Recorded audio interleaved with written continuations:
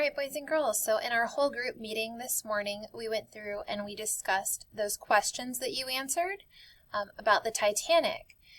Today, you're going to go through and now you're going to really apply what you've learned about first-hand and second-hand accounts to a new text set. So remember that in 4th grade, you often are given 2 texts on the same topic, and one might be written as a first-hand account and the other one's written as a second-hand account. We know that first-hand refers to those accounts where someone is actually there. Remember, we were talking about the Titanic and we said, well, that would be a passenger who's actually ridden on the Titanic. And then the second-hand account would probably come from someone who has researched the sinking of the Titanic. So today we're going to apply that to a new text set. This is titled To Space and Back by Sally Ride.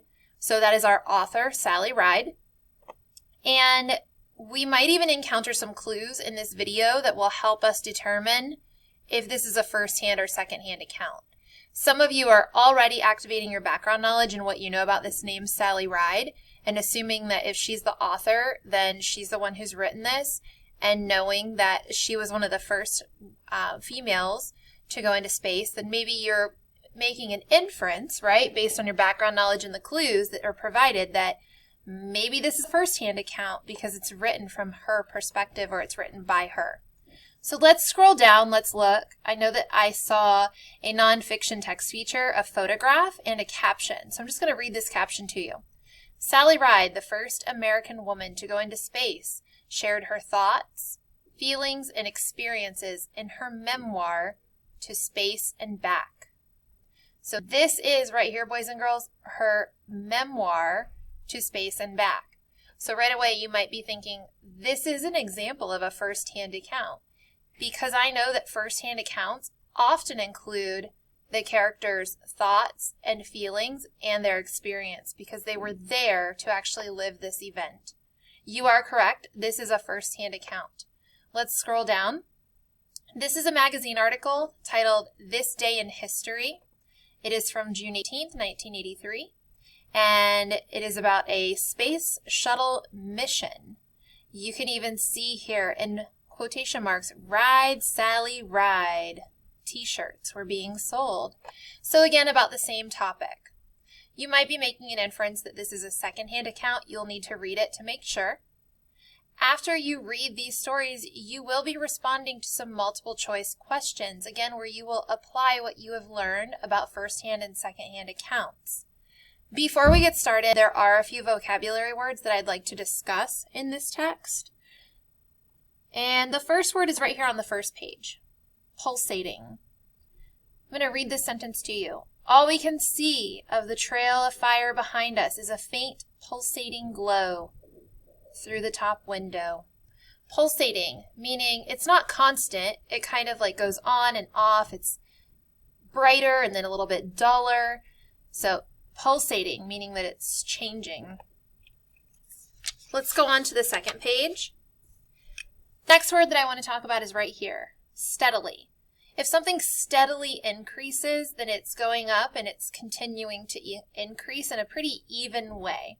It's not going like way up and then way down, but increasing steadily at a pretty steady rate.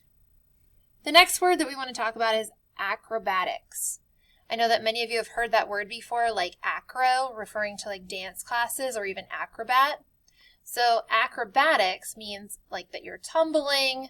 Sometimes we think of acrobatics as like different gymnastics moves that you can do.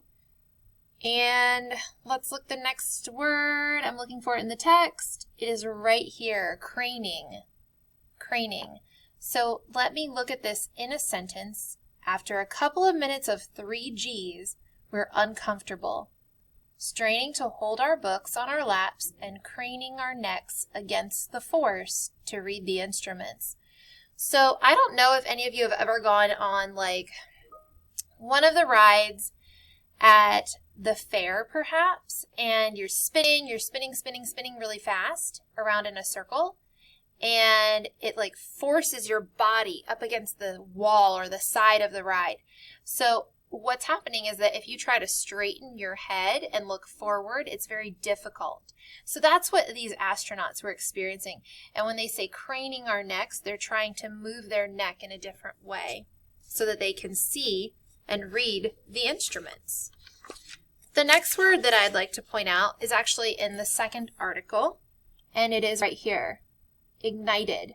So the base word of ignited is to ignite, and to ignite means like to set something on fire. So suddenly the engine's ignited. So we can see in that photograph here, even being supported in that nonfiction text feature of igniting or setting fire. The next one is right here, and the word is billowed. Smoke and steam billowed across the site. So billowed must mean like to come out in a very forceful way.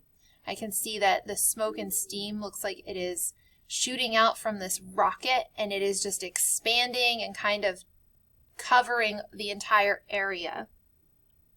The last word that we want to talk about is the word right here, and it is ascent.